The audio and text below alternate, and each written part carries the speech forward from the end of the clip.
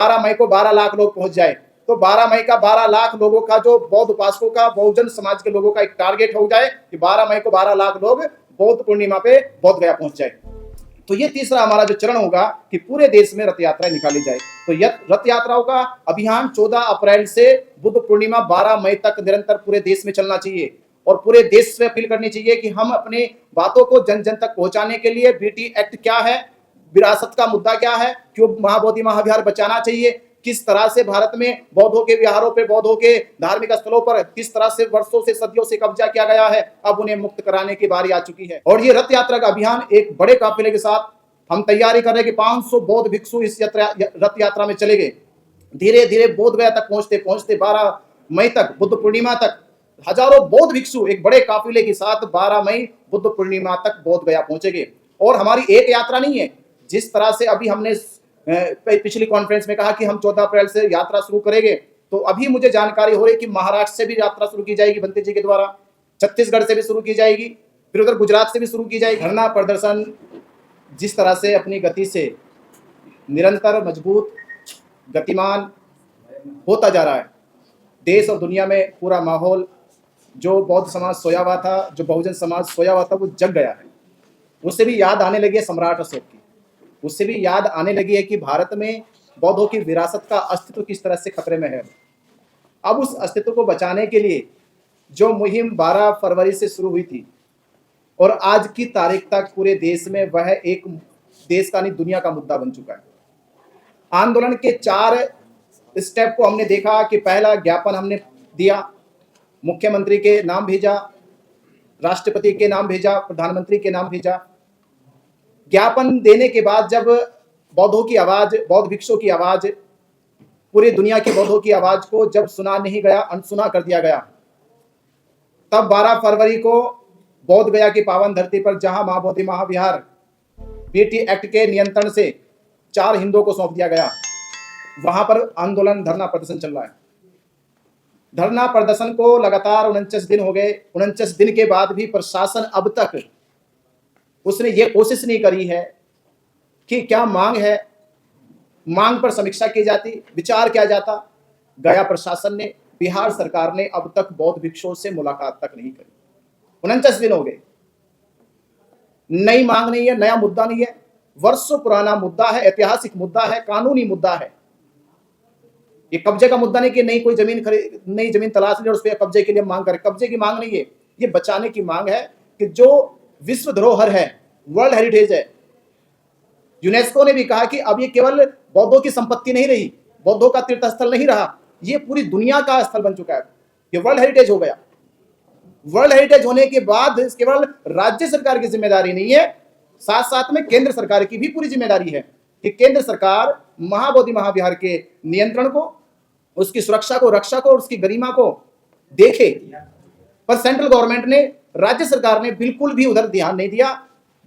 दिया। उसके कारण वहां पंडे पुरोहितों ने आडंबर, पाखंड, अंधविश्वास करना शुरू कर दिया। क्या ये दिखाएगा हम दुनिया को कि ये हमारे पास वर्ल्ड हेरिटेज, जहां पर एक पंडा पुरोहित बैठकर मरे हुए लोगों का श्राद्ध कर रहा है, पत्थर का शिवलिंग बनाकर जल चढ़ा रहे, ये दिखाएगा हम कि बुद्ध के दर्शन, जो विश्व वैज्ञानिक कहलाए, शांति का प्रतीक बने, करुणा का एक संदेश लेकर गए, क्या वो दिखाएगा कि महाबोधि में महाविहार में आज क्या हो रहा है? तो जब 49 दिनों के बाद भी सरकार के कानों तक हमारी बात नहीं पहुंची, तो आंदोलन के 2 और आगे के चरण है। जो तीसरा चरण होता है रथ यात्राएं निकालना, कि जहां हम धरना प्रदर्शन एक जगह पर रह के कर रहे थे और लोग हमें दूर दूर से सपोर्ट कर रहे थे, अब हम लोगों के पास जाएंगे, उनका हाथ पकड़कर उनके गांव से, उनके शहर से, उनके राज्य से लेकर बोध गया 12 मई तक पहुंचेंगे हम लोग। तो हमने 14 अप्रैल बाबा साहब डॉक्टर अंबेडकर जी के जन्म दिवस से दलित प्रेरणा स्थल नोएडा से रथ यात्रा, पद यात्रा शुरू करने जा रहे हैं। रथ यात्रा, पद यात्रा का ये जो माहौल पूरे देश में बनेगा और पूरे देश के बौद्धों से, बहुजन समाज से ये अपील हम लोग करेंगे कि एक मुट्ठी अन्न लेकर मुक्ति का जन समर्थन अपना पेश करें, क्योंकि जब तक इस आंदोलन में बौद्धों की, बहुजन समाज के लोगों की भावनात्मक संबंध नहीं बनने के, नहीं जुड़ने के, तब तक हम बैठे बैठे केवल उधर देखते रहेंगे कि समाज कब आएगा। तो रथ यात्रा का अभियान शुरू करने की तैयारी हो चुकी है और ये रथ यात्रा का अभियान एक बड़े काफिले के साथ हम तैयारी कर रहे हैं कि 500 बौद्ध भिक्षु इस रथ यात्रा में चले गए। धीरे धीरे बोध गया तक पहुंचते पहुंचते 12 मई तक, बुद्ध पूर्णिमा तक हजारों बौद्ध भिक्षु एक बड़े काफिले के साथ 12 मई बुद्ध पूर्णिमा तक बोध गया पहुंचेंगे। और हमारी एक यात्रा नहीं है, जिस तरह से अभी हमने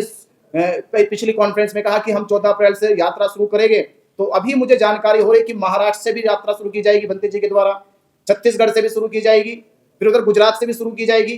तो हमने देखा कि यात्रा तो ऐसा होगा कि बोध गया 12 मई तक देश के हर एक स्टेट से रथ यात्राएं, पद यात्राएं आनी शुरू हो जाएगी। और देखते देखते जो हमने हमारे एक राहुल नागपाल जी ने मुझे बहुत अच्छी बात पिछले हमने इंटरव्यू में कहा कि 12 मई को 12 लाख लोग पहुंच जाए। तो 12 मई का 12 लाख लोगों का जो बौद्ध उपासकों का, बहुजन समाज के लोगों का एक टारगेट हो जाए कि 12 मई को 12 लाख लोग बौद्ध पूर्णिमा पे बोध गया पहुंच जाए। तो ये तीसरा हमारा जो चरण होगा कि पूरे देश में रथ यात्राएं निकाली जाए। तो रथ यात्राओं का अभियान 14 अप्रैल से बुद्ध पूर्णिमा 12 मई तक निरंतर पूरे देश में चलना चाहिए। और पूरे देश से अपील करनी चाहिए कि हम अपनी बातों को जन जन तक पहुंचाने के लिए बीटी एक्ट क्या है,